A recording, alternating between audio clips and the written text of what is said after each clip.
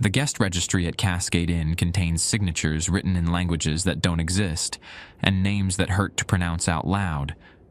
But what really bothers me is that some of the entries are dated 50 years in the future. Last Tuesday, I checked in a guest who signed the book as the Weeping Man from the Bridge, and when I looked up the Tacoma Narrows Bridge collapse later, I found a newspaper photo from 1940 showing a figure standing on Galloping Gertie moments before it fell. What keeps me awake during my shifts isn't that our guests aren't human. It's that they all seem to know each other from some shared tragedy that connects them to this city. They gather in the lobby on foggy nights, speaking in whispers about the screaming metal and the mountain's breath. And when Mount Rainier is visible through the mist, they all turn to stare at it like they're waiting for something terrible to wake up. My name is Jamie Clearwater, and I've been the night clerk at Cascade Inn for 8 months now. The job listing on Craigslist mentioned accommodating unique clientele and flexible moral boundaries, which I assumed meant drunks and drug dealers. The pay was 3 times what I made at the Denny's on Pacific Avenue, so I didn't ask questions. The inn sits on a hill overlooking Commencement Bay, wedged between 2 abandoned houses that the city keeps meaning to tear down. From my desk, I can see the lights of the port of Tacoma stretching toward the water. And on clear nights, the peak of Mount Rainier looms like a sleeping giant. The building itself is unremarkable. Red brick, 3 stories, with a faded sign that reads, Cascade Inn, established 1889.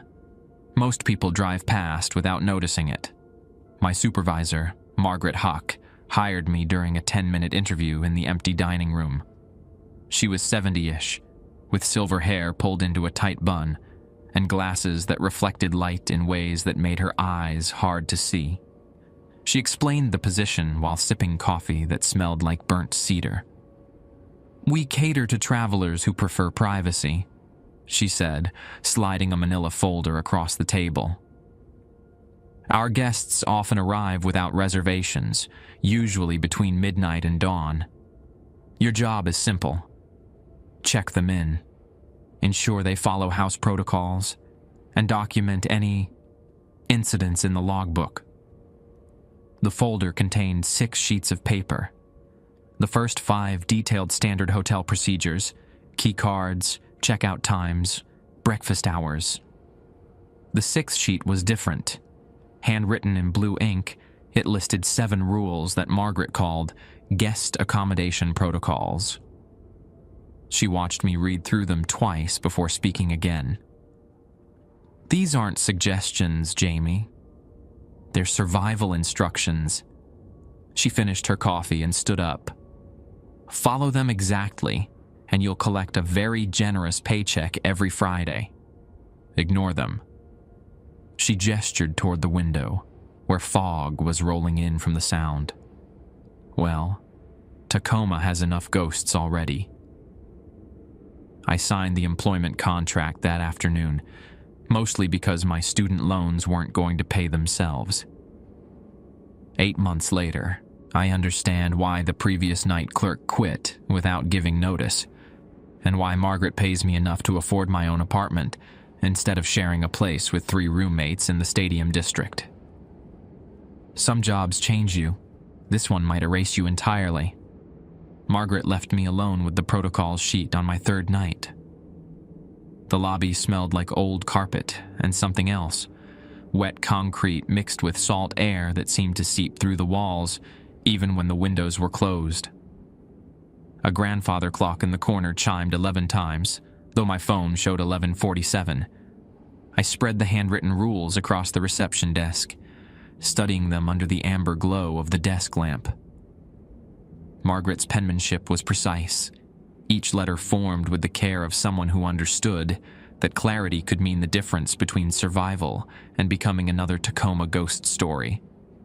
Guest accommodation protocol number 1: never ask a guest to repeat their name. If you cannot understand their pronunciation, simply nod and provide a room key. Write guest in the registry if necessary. Protocol number 2. Should a guest request the room where the water runs upward, provide key to room 237. Do not enter this room for any reason. Maintenance requests must be declined politely. Protocol number 3. If Mount Rainier becomes visible during your shift, immediately close all blinds facing east. Some guests become agitated by the sight of the mountain after midnight. Protocol number 4. The ice machine on the second floor dispenses crushed bone between 2 and 3 a.m.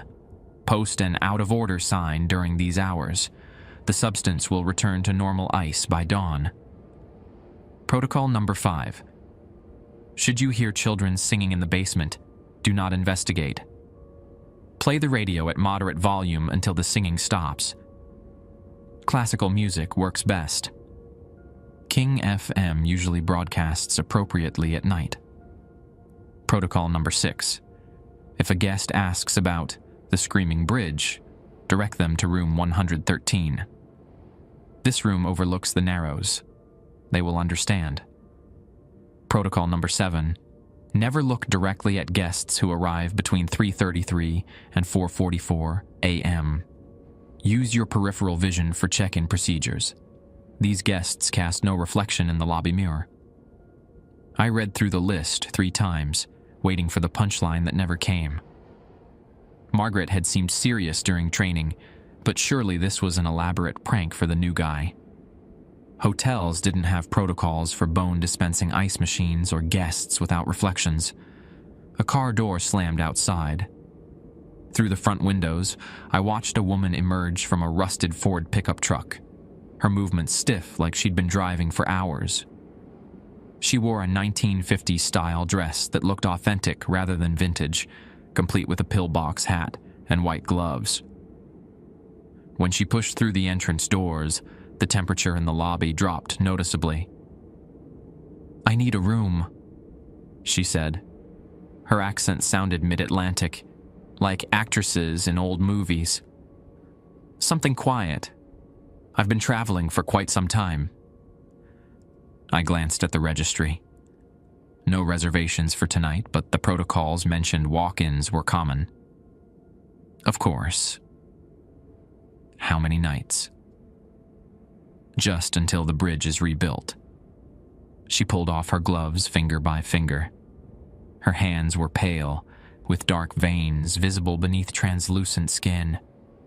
They keep saying it will be soon, but the metal still screams when the wind picks up. I blinked. The Tacoma Narrows Bridge had been rebuilt in 1950, then again in 2007 with the twin span. "Ma'am, the bridge is room 113, please." She slid a $20 bill across the counter. The money felt cold and slightly damp. "I prefer to watch the water from above." Protocol number 6 flashed through my mind. If a guest asks about the Screaming Bridge, direct them to room 113.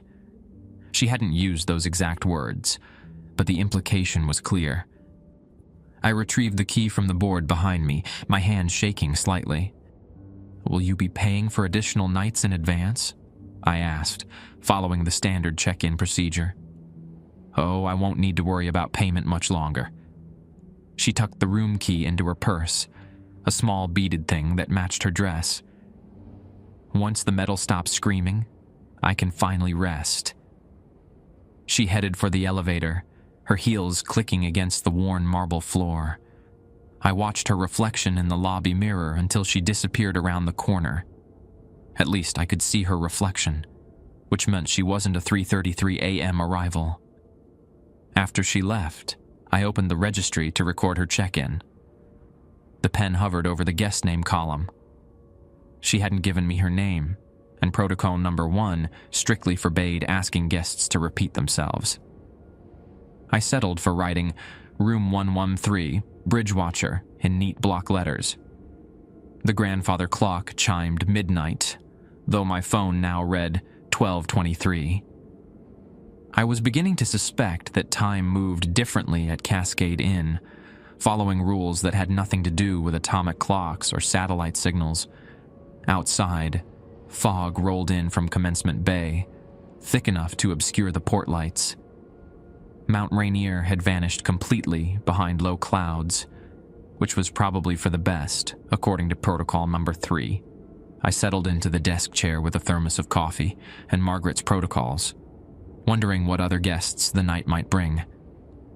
The radio in the lobby played soft jazz, and for the moment, everything felt almost normal.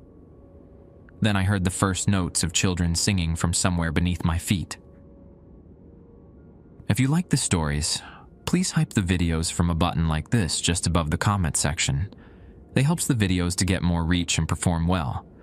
It would take just a few seconds and cost nothing, but would help the channel grow even faster. Thank you.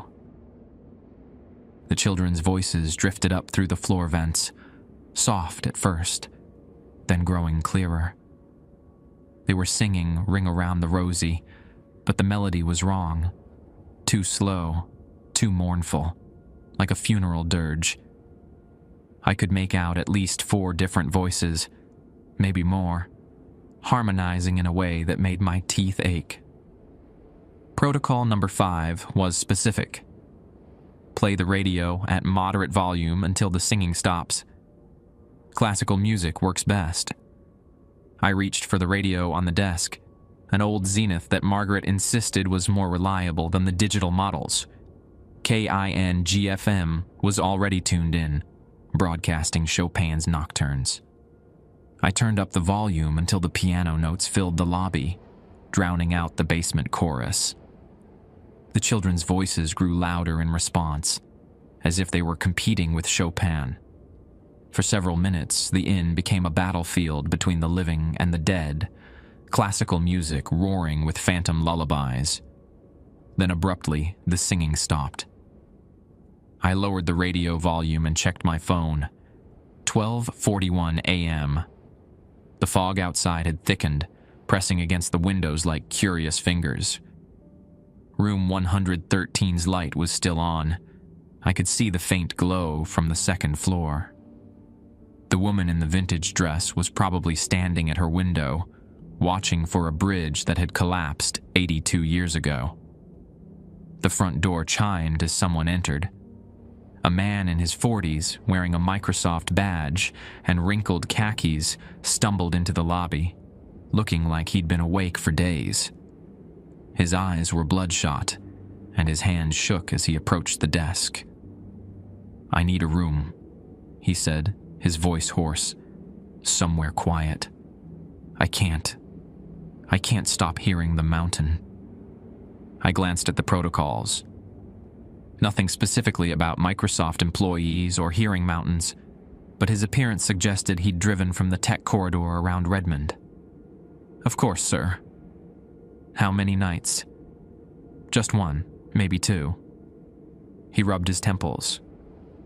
"It started 3 days ago. I was working late, debugging code for our new geological monitoring system, and then I heard it. This low humming, like the mountain was trying to talk to me. Every time I close my eyes, I see all that snow sliding down, burying everything." Mount Rainier was an active volcano, though it hadn't erupted in over a century. Local geologists monitored it constantly, watching for signs of awakening. If this guy worked on those monitoring systems, he might know something the rest of us didn't. "What's your name for the registry?" I asked. "David Olson." He pulled out his wallet with trembling fingers. "Listen, do you have a room that doesn't face east? I can't look at the mountain right now." Protocol Number 3 specifically mentioned closing blinds when Mount Rainier became visible, and that some guests became agitated by the sight of it. David fit the pattern perfectly. I grabbed a key for room 201, which faced west toward the sound. "Room 201 should work well for you," I said, sliding the key across the counter. "The view looks out over Commencement Bay."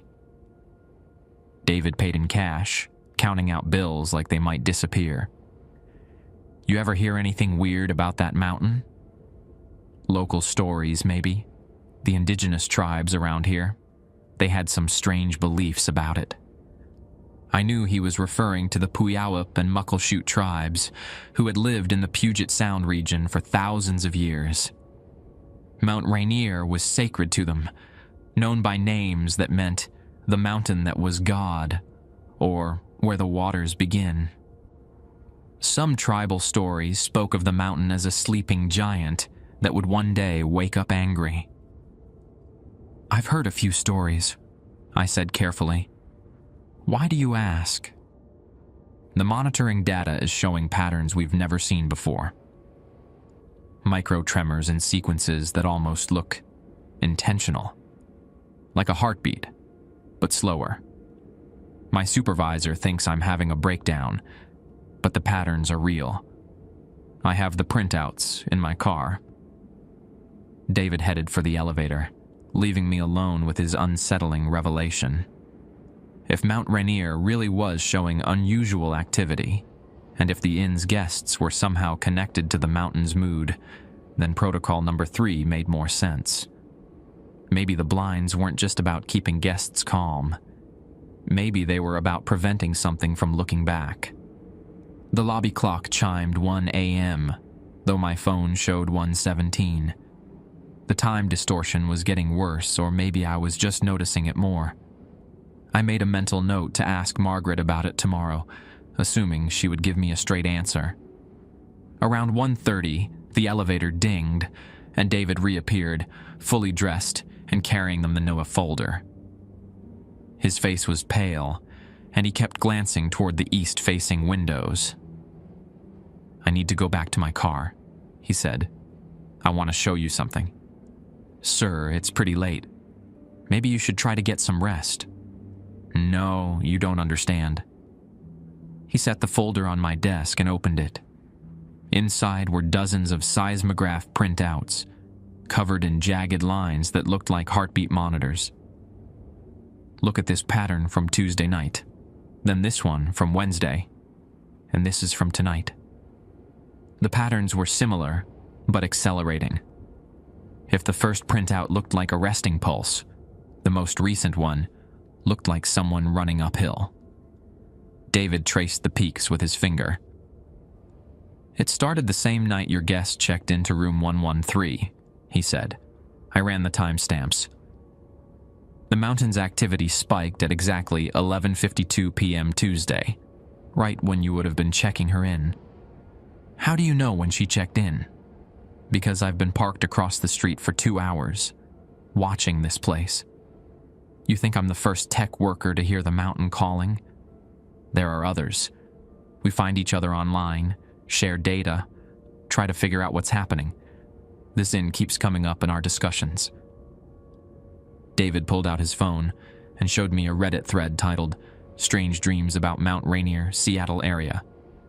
The posts went back months, all describing similar experiences.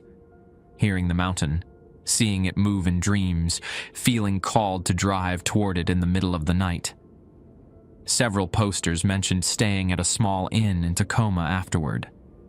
"The mountain is waking up," David said, "and somehow this place is connected." "Your guests aren't just random travelers, are they?" Before I could answer, the basement singing started again. This time the children were singing, "London Bridge is falling down," and their voices carried a note of urgency that made the hair on my neck stand up.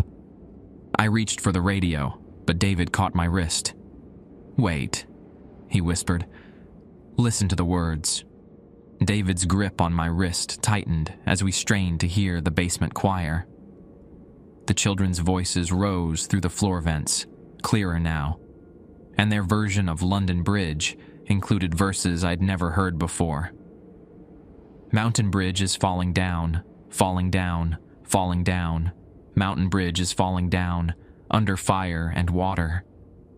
Take the key and lock them up, lock them up, lock them up. Take the key and lock them up, before the mountain wakes up." The melody sent vibrations through the floorboards, and I noticed dust motes dancing in patterns around the lobby lights. David released my arm and pulled out his phone, opening a voice recording app. "The These aren't random ghost children, he whispered, starting the recording. They're trying to warn us about something. The singing continued for another minute, before fading to silence. David played back the recording, but his phone had captured only static mixed with faint wind sounds. Whatever frequency the children used, it didn't register on digital equipment. This happens every time I try to record the mountain's voice too, David said, frustration edging his words. It's like they exist in a different spectrum. A new voice interrupted our conversation, someone clearing their throat near the front entrance. An elderly Japanese man stood by the door, wearing a worn Boeing jacket and carrying a thermos that smelled like green tea. His name tag read, K. Nakamura, structural engineer. "Excuse me," he said, approaching the desk. "I believe I have a reservation." The room where I can see the mountain clearly. I checked the registry. No reservations under Nakamura, but by now I understood that the inn operated on different booking systems than hotels in the normal world. "What name should I use for check-in?" "Kenji Nakamura. I worked on the original structural assessments for the Tacoma Narrows Bridge in 1940. He paused, studying David's seismograph printouts spread across my desk. Though I suppose "worked" isn't quite accurate anymore. I've been trying to finish those calculations for 82 years. David looked up from his phone. "You're saying you were there when Galloping Gertie collapsed?" "I was the junior engineer assigned to review Theodore von Karman's analysis of the bridge oscillations. We knew about the aerodynamic flutter, the way wind could create resonance in suspension structures, but we didn't understand the full implications." Kenji set his thermos on the desk. "I died of a heart attack 3 months after the collapse, still trying to solve the equations that might have prevented it." The lobby temperature dropped several degrees. I could see my breath forming small clouds as I spoke. "You want room 113? That's our east-facing room with mountain views." "Actually, I need room 237, the room where the water runs upward. My calculations require a space where normal physics don't apply." Kenji glanced at the seismograph printouts. "Though I suspect Mr. Olson's data suggests that normal physics are becoming less reliable everywhere." Protocol number 2 was explicit about room 237. Provide the key but never enter for any reason. I retrieved the key, noting that it felt heavier than the others, as if made from different metal. "Will you be staying long?" I asked, following standard check-in procedures. "Until I've finished the work." The mountain is sending the same resonance patterns through the earth that the wind sent through our bridge cables. If I can solve the equations, maybe I can prevent what's coming. Kenji accepted the key and headed for the elevator. "Tell me, young man, have you noticed time moving strangely in this building?" I glanced at my phone. 1:43 a.m. The lobby clock showed 2:15. "Yes, actually, the clocks don't match. Time moves differently when reality becomes unstable. The mountain's awakening is creating distortions in the local space-time continuum. This inn exists at the intersection of several temporal fault lines, past tragedies, future disasters, all bleeding together." The elevator doors opened with a soft ding. The children in the basement aren't ghosts. They're echoes from a future where the mountain's eruption buried Tacoma under ash and mud flows. They're singing warnings to the past. The elevator doors closed, leaving David and me alone with this revelation. He stared at his seismograph readings with new understanding. If he's right, then these patterns aren't just random geological activity. They're precursors to something catastrophic. David rifled through his folder, pulling out more recent printouts. "Look at this data from Mount St. Helens before it erupted in 1980. The patterns are similar, but Rainier's readings are showing much larger amplitude.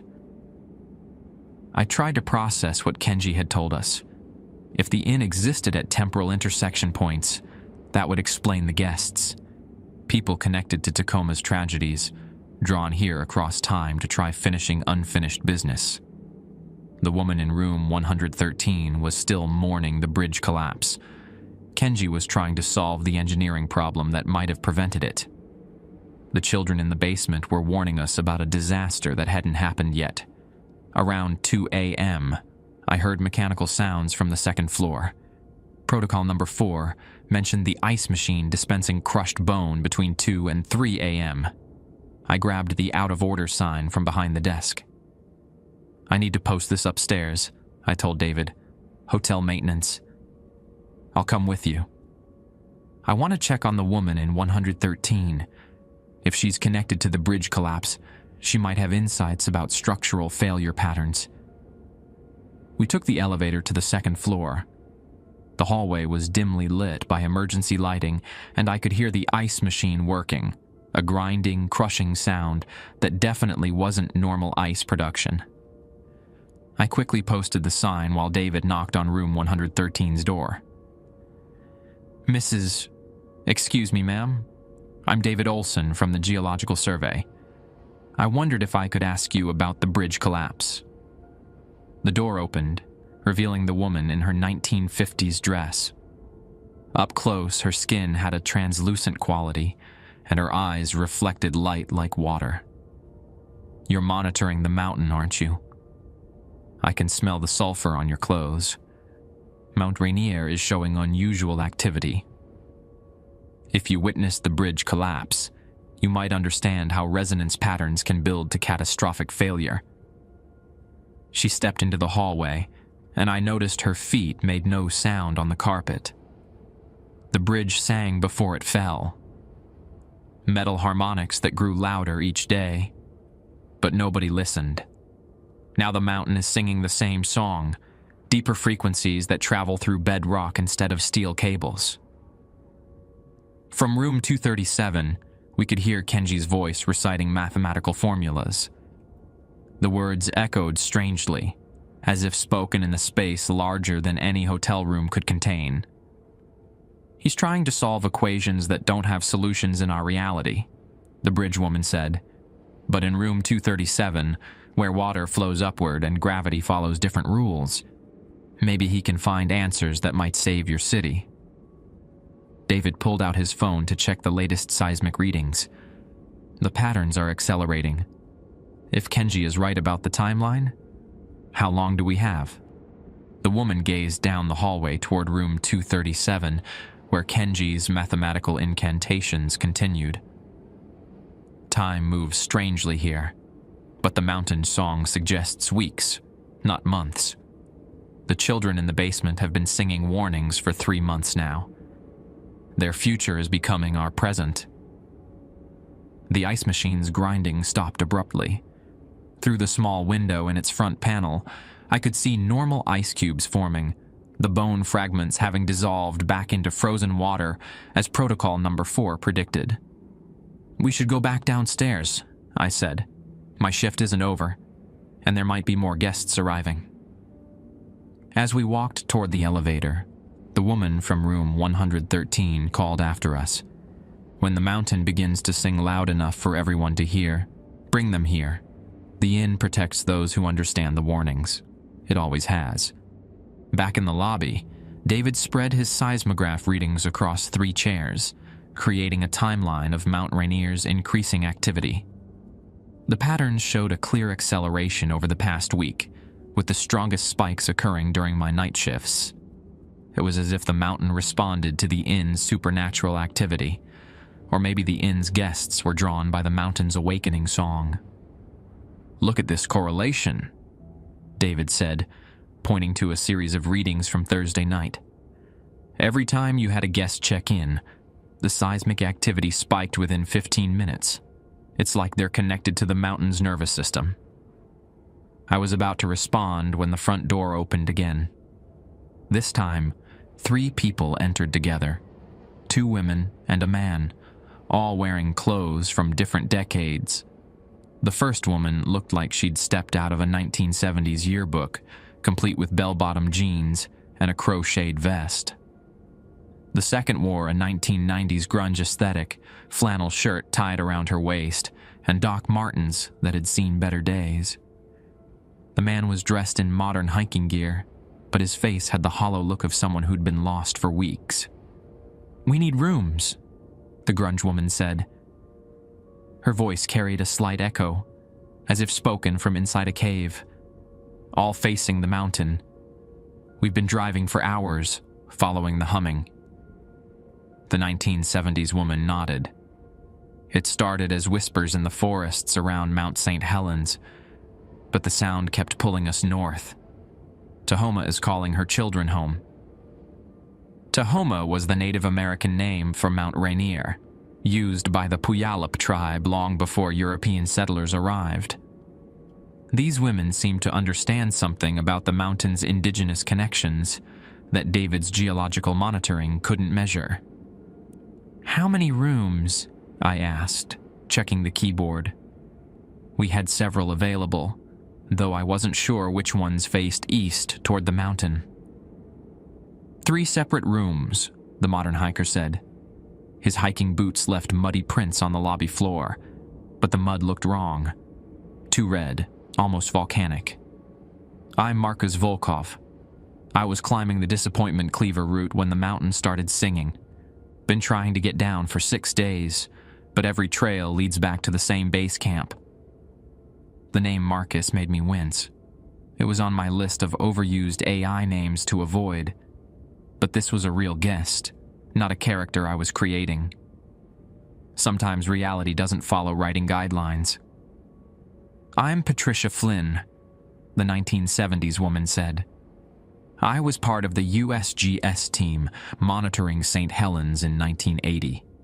Died in the eruption, but I never stopped listening to what the mountains were trying to tell us." The grunge woman introduced herself as Angela Reyes. Soundgarden concert, 1994. The whole venue collapsed during Black Hole Sun, but it wasn't structural failure. It was harmonic resonance from the mountain. 23 people died, including me. The official report blamed faulty construction, but we knew better. I'd never heard of a Soundgarden venue collapse in 1994, but if the inn existed at temporal intersection points, maybe some disasters happened in timelines that didn't match our recorded history. I gave them keys to rooms 205, 207, and 209, all with eastern exposure. As they headed for the elevator, David grabbed Patricia's arm. "You were there when St. Helens erupted? What kind of seismic patterns did you record beforehand?" Patricia paused, her translucent skin seeming to glow under the lobby lights. "Similar to what you're seeing now, but compressed into weeks instead of months. St. Helens was angry and sudden. Rainier is different, patient, calculating. She's been planning this awakening for decades."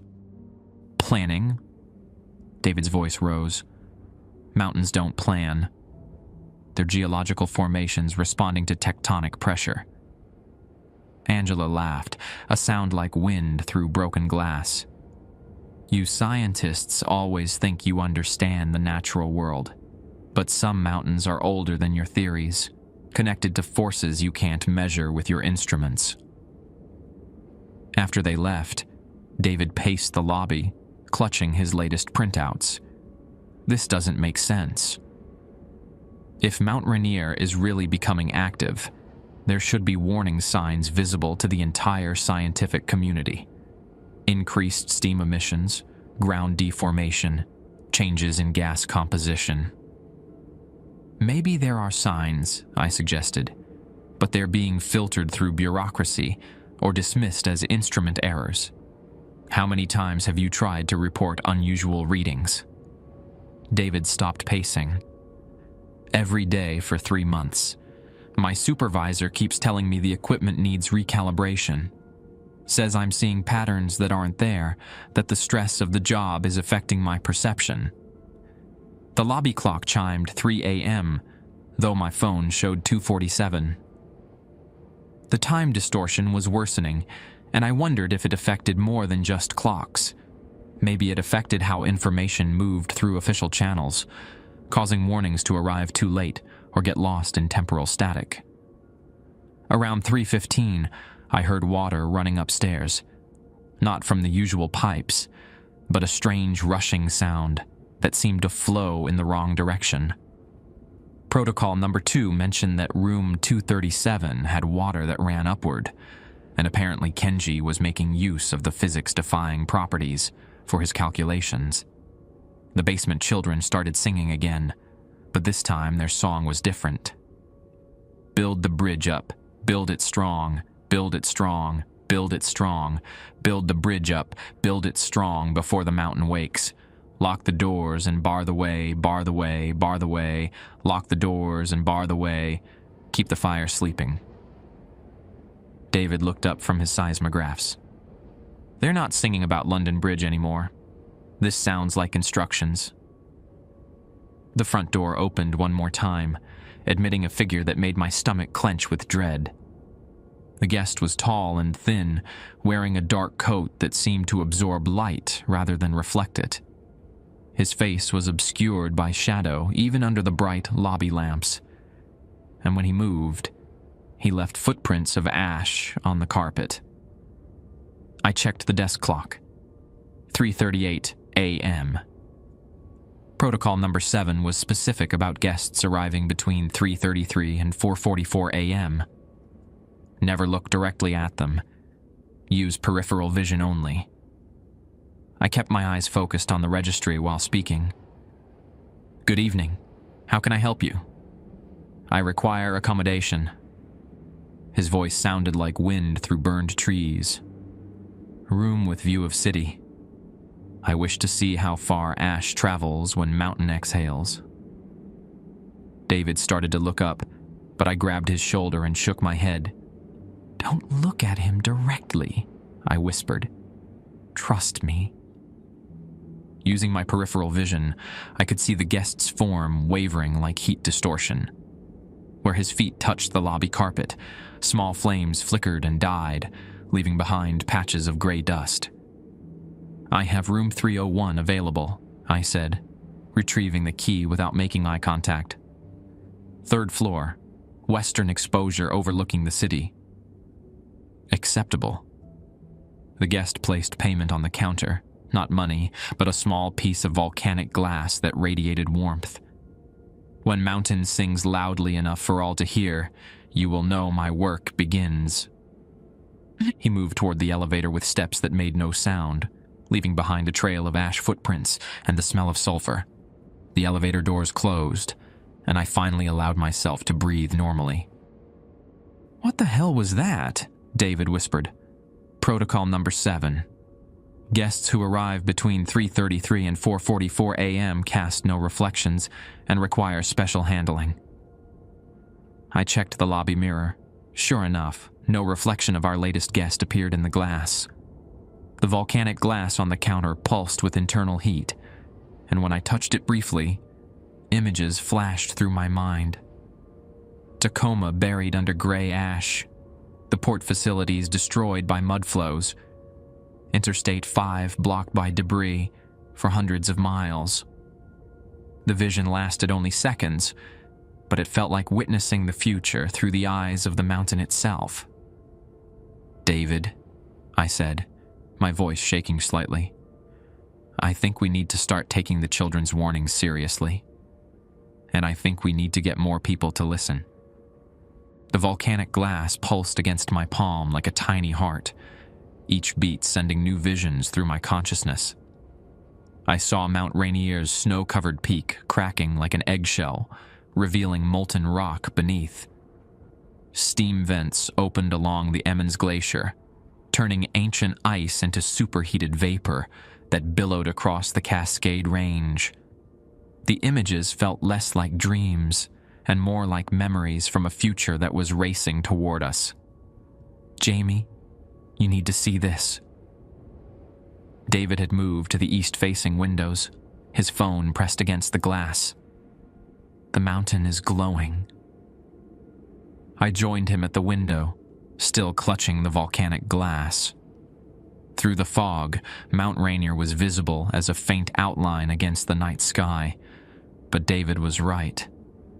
There was a subtle luminescence around its peak, like Aurora Borealis trapped in stone. That's not normal geological activity, David continued, his voice tight with fear. Volcanic glow doesn't appear until magma reaches the surface. If we're seeing light from here, 60 miles away, then the eruption is already starting.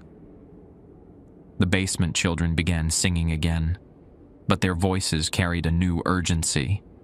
Run away, all fall down. Mountain fire melts the ground. Take the children, take them far, before the mountain shows its scars. I reached for the radio to play classical music, following protocol number 5, but David caught my hand. No, let them sing. They're trying to tell us how much time we have left. The children's chorus grew louder, joined by adult voices from upstairs. Our guests were harmonizing with the basement spirits, creating a haunting symphony that made the lobby windows vibrate. Patricia Flynn's voice carried over the others, her geological training adding scientific precision to the supernatural warning. Lahar flows like liquid stone, crushes bridge and steel and bone. 40 miles in 40 minutes, nothing living shall survive it. Lahars were volcanic mudflows, deadly rivers of ash, rock, and melted snow that could travel at highway speeds down mountain slopes. If Mount Rainier erupted with enough force to melt significant portions of its glacial cap, the resulting Lahars would follow river valleys straight toward Puget Sound, and Tacoma lay directly in their path. My phone buzzed with a text message from Margaret. Emergency protocols now active. Keep all guests calm. Building will protect those who understand. I showed the message to David. My supervisor knows what's happening.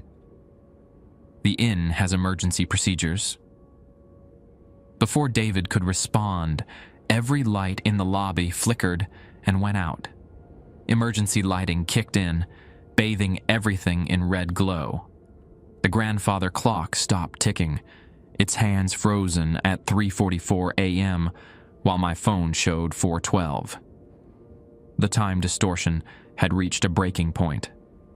In the crimson half-light, I could see new figures materializing in the lobby. Not guests checking in, but transparent forms that seemed to step through the walls.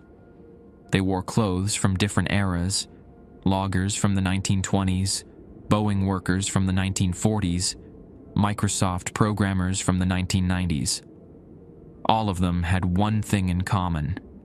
They died in disasters connected to the Pacific Northwest's unstable geology. The inn is showing us its true purpose, David whispered.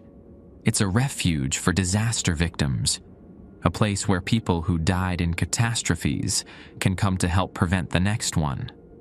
An older Native American woman materialized near the front desk, her presence more solid than the other spirits. She wore traditional Puyallup regalia, and when she spoke, her voice carried the authority of someone who'd lived through generations of change. I am Mary Kalama, she said. My people warned the first white settlers about Tahoma's moods, but they built their cities anyway. Now the mountain grows tired of waiting. Mary approached the desk, her feet making soft sounds on the carpet, despite her translucent appearance. The inn exists because some places become thin between worlds when too much sorrow soaks into the ground. Tacoma has seen many disasters: the bridge, the mudslides, the earthquakes. Each tragedy weakened the barriers between past and future. Can the eruption be stopped? David asked. Mary shook her head. Tacoma has made her decision, but the scale of destruction can still be changed. The mountain responds to intention, to the combined will of those who understand her true nature. She gestured toward the lobby windows, where the mountain's glow was becoming brighter. Your guests are not here by accident. Each one represents a moment when human action might have prevented disaster. The bridge engineer who could have redesigned the cables. The geologist who understood volcanic warning signs. The climber who felt the mountain's awakening vibrations before anyone else. From room 237, Kenji's voice grew louder as his calculations reached some kind of crescendo. The sound of upward flowing water increased, and I could hear equations being spoken in multiple languages, English, Japanese, and something else that might have been mathematics given voice. "He's found something," Mary said. "Room 237 exists outside normal physics, allowing calculations that cannot be performed in standard reality. If anyone can find a solution, it will be him." The elevator dinged, and our 3 recent guests, Patricia, Angela, and Marcus, emerged into the red-lit lobby. They moved with purpose, carrying items that shouldn't have existed. Patricia held a seismograph that showed readings from multiple timelines simultaneously. Angela carried a guitar that hummed with harmonic frequencies. Marcus had a backpack full of volcanic rock samples that glowed with internal heat. "We need to get to the roof," Patricia announced. "The mountain is ready to listen, but only if we can broadcast on the right frequency." Angela plugged her guitar into an amplifier that appeared from nowhere, its tubes glowing amber in the emergency lighting. "Sound travels through bedrock faster than through air. If we can match the mountain's resonance pattern, we might be able to calm the eruption before it reaches full force." Marcus opened his backpack, revealing samples of volcanic rock from multiple Pacific Northwest eruptions. These stones remember every time the mountains have awakened. They carry the vibrational signatures of successful interventions, times when eruptions were reduced or redirected. David stared at the supernatural equipment. "This is beyond anything modern science can achieve. You're talking about communicating with geological formations as if they're conscious entities." "Everything is conscious at some level," Mary said gently. "Your science studies the mountain's body, temperature, pressure, chemical composition. We work with its spirit, intention, memory, the accumulated experience of millennia." The lobby shuddered as something massive moved far beneath us. Through the floor, I could feel vibrations that resonated in my bones, a bass note too low for human hearing, but impossible to ignore. Mount Rainier was not just awakening. It was stretching, testing its strength after a century of sleep. Kenji's voice echoed down the stairwell. "I have the solution."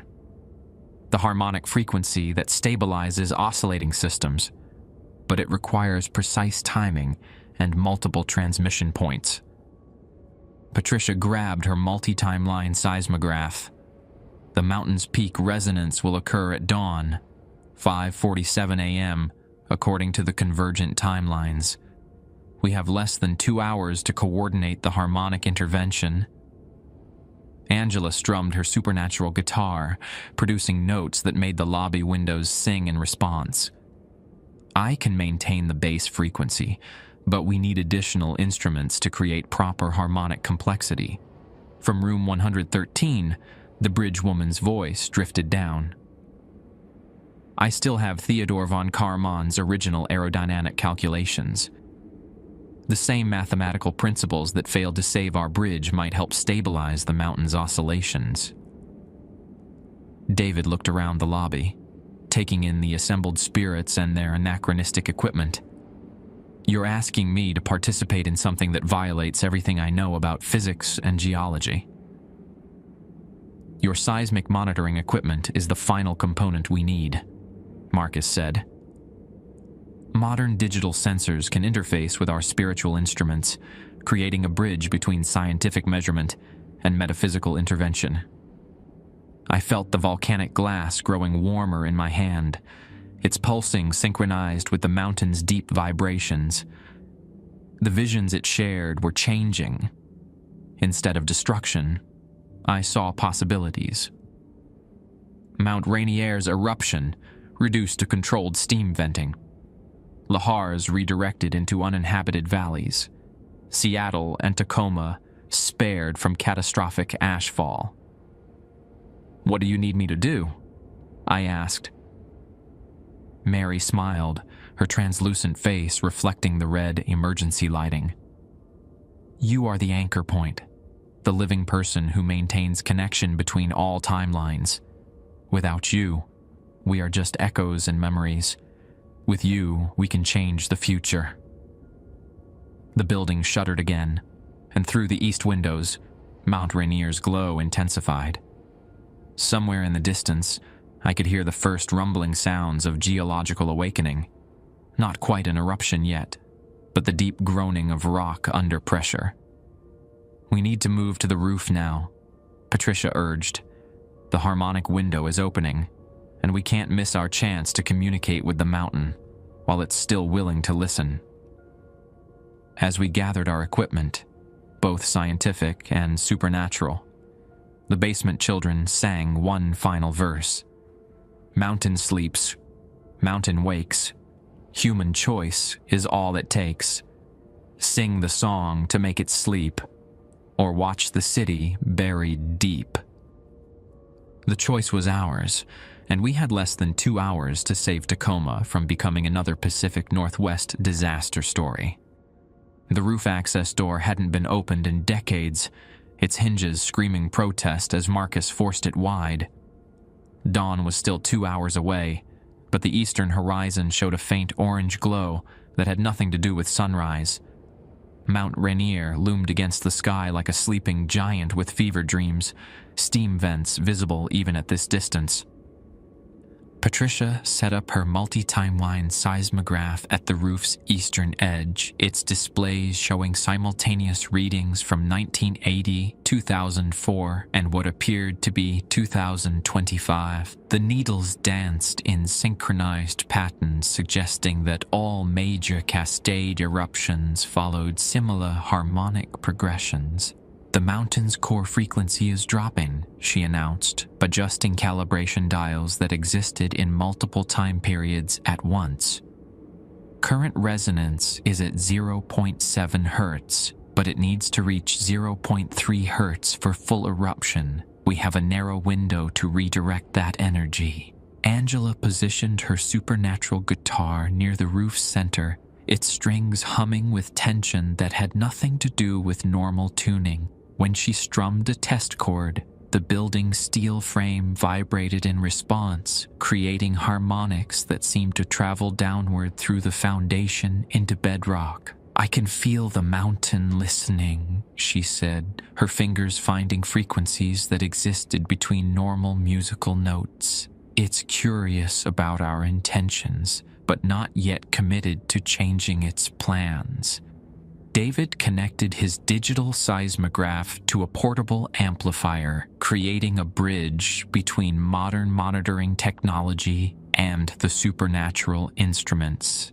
His equipment provided real-time feedback while the spirits worked with forces that no scientific instrument could measure directly. From the roof, Tacoma spread below us like a model city waiting for destruction. The port lights twinkled along Commencement Bay, cargo containers stacked in neat rows that would become projectiles if volcanic mud flows reached the waterfront. Interstate 5 cut through the urban landscape, connecting Seattle to Portland, a major transportation artery that would be severed if Lahars followed the Puyallup River Valley. Kenji emerged from the stairwell carrying a leather satchel filled with handwritten calculations. His work in room 237 had produced equations that bridged normal physics with the supernatural mathematics needed for geological intervention. "The harmonic resonance must be precise," he said, spreading papers across the roof. "Too low, and we simply mask the mountain's natural frequency. Too high, and we risk triggering the very eruption we're trying to prevent." Mary Kalama took position at the roof's northern corner. her presence anchoring the spiritual aspects of our intervention. She began singing in Lushootseed, the traditional language of the Puget Sound tribes, her voice carrying prayers that had been used to communicate with Tacoma for thousands of years. The volcanic glass in my pocket pulsed faster, its heat increasing as Mount Rainier's activity intensified. Through its connection, I could sense the mountain's consciousness stirring, ancient, patient, but growing impatient with human encroachment on its slopes. Ski resorts, housing developments, and tourism had disturbed its long sleep, and now it contemplated the satisfaction of reclaiming its territory. "Jamie, we need you to maintain physical contact with all the instruments," Patricia called over the rising wind. "You're our anchor point between the living world and the temporal echoes we're channeling." I placed one hand on David's seismograph, another on Angela's guitar amp, while keeping the volcanic glass pressed against my chest. Energy flowed between the devices, creating a feedback loop that connected past disasters with present intervention attempts and future consequences. Angela began playing, her guitar producing notes that seemed to emerge from the earth itself. The melody was haunting, but purposeful, designed to match Mount Rainier's core frequency, while gradually shifting it toward stability. Patricia's multi-timeline seismograph showed the mountain's response. Initial resistance, then growing curiosity about the harmonic patterns we were broadcasting. Kenji called out mathematical sequences that corresponded to specific frequencies. Increase resonance by 0.2 Hz for 15 seconds. Then decrease by 0.4 Hz while maintaining harmonic fifths. David monitored his equipment, providing real-time readings of the mountain's seismic response. It's working. The peak oscillation is decreasing. Core temperature is stabilizing, though it's still above normal dormant levels. Through the volcanic glass, I felt Mount Rainier's consciousness considering our proposal. The mountain had been planning this eruption for decades, accumulating pressure and energy for a spectacular awakening. Our intervention offered an alternative, controlled release of energy through carefully managed steam venting rather than catastrophic explosion. Mary's singing intensified, her voice joining with the voices of ancestors who had witnessed previous mountain awakenings. The Lushootseed words carried meanings that transcended language, communicating respect for the mountain's power while requesting mercy for the cities built in its shadow. The basement children's voices rose through the building's ventilation system, their supernatural chorus harmonizing with our rooftop intervention. Mountain hears, mountain sees, human song upon the breeze, sleep again in peaceful dreams. Let the people hear your screams, not of rage, but gentle warning. Save destruction for the morning when the world has learned to listen to the wisdom of the stone. Angela's playing reached a crescendo, her guitar producing frequencies that made my teeth ache and my vision blur. The harmonic resonance traveled through bedrock, carrying our message directly to Mount Rainier's magma chamber. Patricia's instruments showed the mountain's response, oscillations smoothing out, pressure differentials equalizing, thermal gradients stabilizing. "The intervention is taking hold," Patricia reported, her voice tight with concentration. "But we need to maintain the frequency pattern for at least 20 minutes to ensure the mountain accepts the alternative energy release schedule." Through the volcanic glass, I sensed Mount Rainier's grudging agreement. The mountain would postpone its major eruption, allowing energy to release gradually through increased geothermal activity and controlled steam emissions. Not the spectacular awakening it had planned, but enough to remind humans of their proper relationship with geological forces. David's equipment registered the change first, seismic activity decreasing from catastrophic to merely elevated levels. The core frequency is stabilizing at 0.45 Hz, still active, but within manageable parameters. The eastern horizon showed true dawn approaching, golden light mixing with the orange glow of volcanic activity.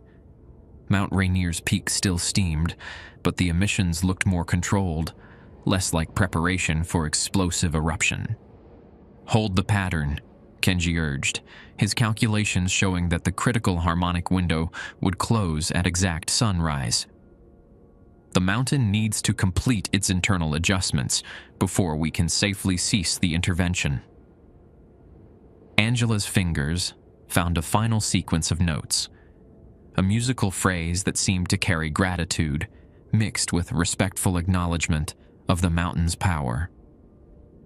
Her guitar's supernatural resonance faded gradually, allowing Mount Rainier's natural frequency to settle into its new, stable pattern. As sunrise painted the eastern sky, Patricia's multi-timeline seismograph showed convergence, all the temporal readings aligning into a single timeline where major eruption was postponed indefinitely. The mountain had accepted our proposal, choosing controlled energy release over catastrophic explosion. Mary concluded her Lushut seed prayers, her voice carrying across the awakening city below. "Tacoma has heard our words and found them acceptable. The mountain will rest, though it will never again sleep as deeply as before." David stared at his seismograph readings, shaking his head in amazement.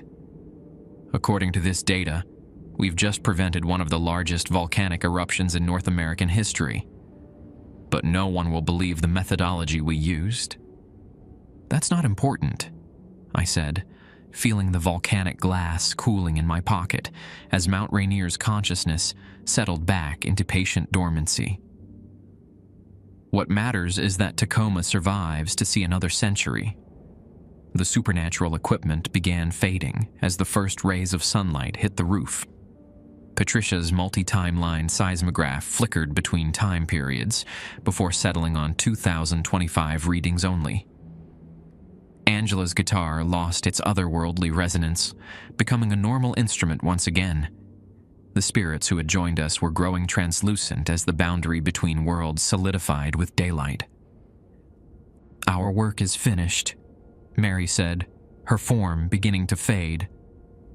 "The inn will return to its normal state, though it will always be ready should another crisis require intervention between worlds."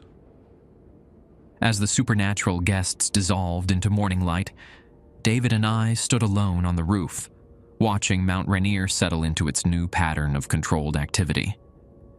Steam rose peacefully from its peak, a reminder of power held in check rather than unleashed upon the world.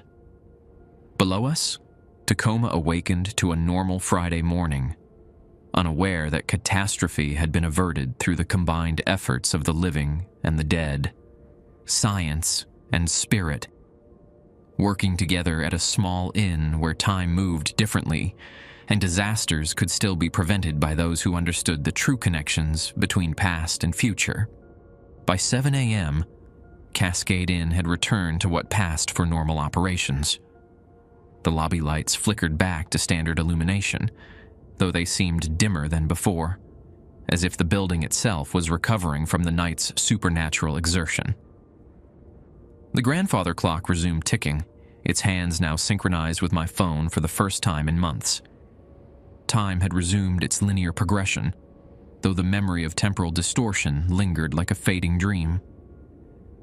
David packed his seismograph equipment with shaking hands, his readings now showing Mount Rainier's activity settled into what geologists would classify as elevated but stable. The mountain's peak still released steam plumes, but the emissions followed predictable patterns rather than the chaotic buildup toward eruption. "How do I explain this data to my supervisor?" he asked, holding printouts that showed impossible correlations between harmonic frequencies and geological stability. "The mountain's behavior changed exactly when we performed our intervention, but the methodology violates every principle of modern volcanology." I retrieved the guest registry from behind the desk, flipping through pages that now showed normal signatures instead of the otherworldly script from earlier. Room 113 was listed as vacant, though I remembered checking in the bridge woman just hours ago. Room 237's entry had been erased entirely, leaving only a faint outline where Kenji's name had been written. "Maybe you don't explain it," I suggested. "Maybe you just report that the mountain's activity decreased overnight due to natural pressure release, and leave the details out of your official documentation." David nodded slowly. "The important thing is that Tacoma is safe. Whether my supervisor believes the full story doesn't matter as long as people can go about their lives without fear of volcanic catastrophe."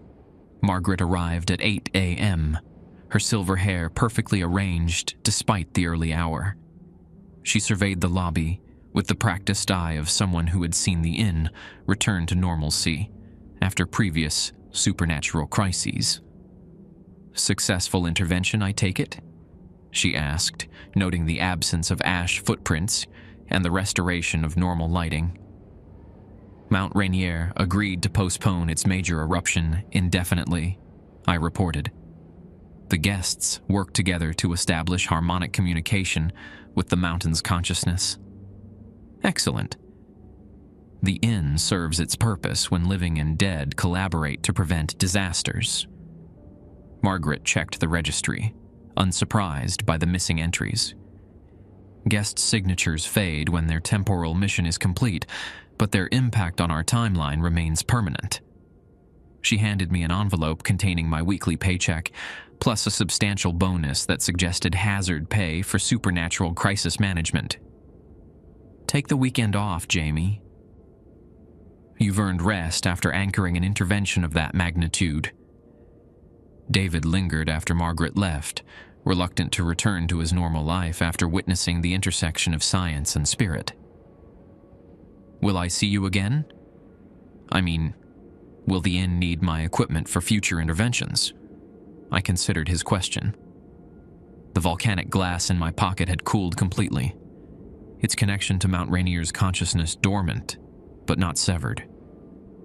Other geological formations throughout the Pacific Northwest might require similar attention as climate change and development pressure created new instabilities. "The Cascades have more volcanoes than just Rainier," I said. "Mount Baker, Glacier Peak, Mount Hood, any of them could experience awakening episodes. If they do, the inn will probably gather the right combination of spirits and specialists to address the situation." David left his contact information and copies of his seismic data, heading home to Auburn to file his official report. He would describe the overnight activity as a natural pressure release event, avoiding mention of harmonic intervention or supernatural consultation. His supervisor would be pleased that the crisis had resolved without requiring emergency evacuations or Federal Geological Survey involvement. Around 10 a.m., I walked through the inn's upper floors, checking rooms that had housed extraordinary guests just hours before. Room 113 showed no signs of occupancy, its window offering a clear view of Mount Rainier's peacefully steaming peak. Room 237 was locked, its key missing from the board, though I could still hear faint sounds of water flowing in directions that defied gravity. The ice machine on the second floor dispensed normal ice cubes, the crushed bone phenomenon having ended with the successful intervention. I removed the out-of-order sign, noting that the machine's operation sounded different, smoother, less mechanical, as if it had been blessed by its temporary supernatural function. In room 201, I found David's thermos forgotten on the nightstand, still warm with green tea that smelled like hope mixed with exhaustion. I would mail it to his address in Auburn, along with a note thanking him for his courage in bridging scientific and spiritual approaches to geological crisis management. The basement was quiet now, the children's voices having faded with the completion of their warning mission. I ventured downstairs with a flashlight, curious about the physical space where supernatural choruses had emerged. The basement contained standard hotel utilities: furnace, water heater, electrical panels, plus several rooms whose purposes weren't immediately clear. One room held filing cabinets filled with guest registries dating back to 1889, each volume containing signatures and entries that documented the inn's role in Pacific Northwest disaster prevention. The 1940 registry showed multiple entries related to the Tacoma Narrows Bridge collapse, including Kenji Nakamura's original signature and checkout notation: "Work incomplete. Will return when calculations possible." Another basement room contained artifacts from various disasters: pieces of twisted bridge cable, volcanic rock samples, newspaper clippings describing mudslides and earthquakes. Each item carried residual energy from its associated tragedy, creating a repository of lessons learned through catastrophic experience. The largest basement room appeared empty, except for chalk marks on the floor. Circles and geometric shapes that suggested the children's voices had emerged from specific acoustic focal points. Standing in the center of the largest circle, I could still feel faint echoes of their harmonies, warnings about disasters both past and future that would require intervention from those willing to work between worlds. My phone buzzed with a news alert. Mount Rainier volcanic activity decreases overnight. USGS reports natural pressure release. The article quoted Dr. Jennifer Walsh, a University of Washington volcanologist, explaining that the mountain's increased steam emissions represented healthy energy release that actually reduced eruption probability. David had successfully framed the intervention in scientific terms that satisfied public safety officials without requiring explanations about supernatural collaboration. Mount Rainier would be monitored closely for several months, but the immediate threat had passed through what authorities would classify as fortunate natural processes. I returned to the lobby as checkout time approached, though no guests remained to process. The inn felt different, not empty, but resting, like an athlete after completing a demanding performance. The building itself seemed to exhale slowly, settling into patient waiting for the next crisis that would require its unique services. Outside, Tacoma continued its Friday routine. Traffic moved normally along Pacific Avenue. The port of Tacoma loaded cargo ships bound for Asia. Mount Rainier stood sentinel over the region, its peak crowned with steam that spoke of controlled power rather than impending destruction. The inn's guest registry lay open on the desk, ready for new signatures from travelers who might arrive seeking accommodation for reasons both mundane and extraordinary. Some nights would bring routine business: salespeople, tourists, individuals needing temporary shelter. Other nights would bring spirits with unfinished business, scientists with troubling data, or ordinary people touched by supernatural awareness of approaching disaster. Margaret had explained the inn's purpose: to serve as a refuge where living and dead could collaborate to prevent catastrophes that threatened the Pacific Northwest. Last night, that purpose had been fulfilled through the combined efforts of a structural engineer from 1940, volcanic disaster victims from multiple timelines, indigenous wisdom keepers, and a Microsoft systems analyst who understood that mountains could sing. As I prepared for my weekend break, I realized that my job had evolved beyond night desk clerk to something approaching guardian of temporal intersections. The inn would continue operating its supernatural disaster prevention service, and I would continue serving as anchor point between worlds when crisis demanded intervention.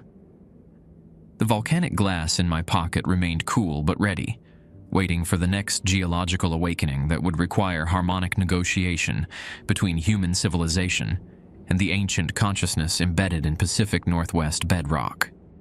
The guest registry at Cascade Inn contains signatures written in languages that don't exist and names that hurt to pronounce out loud, but what keeps me working here isn't the supernatural clientele. It's knowing that some disasters can still be prevented by those willing to work between worlds. My apartment in the stadium district overlooks Commencement Bay, where cargo ships navigate waters that might have been buried under volcanic debris if our intervention had failed. Each morning, I watch Mount Rainier's controlled steam plumes rising peacefully against the sunrise, a reminder that ancient consciousness can still be reasoned with when approached with proper respect and scientific understanding. David Olson emails me weekly with seismic updates.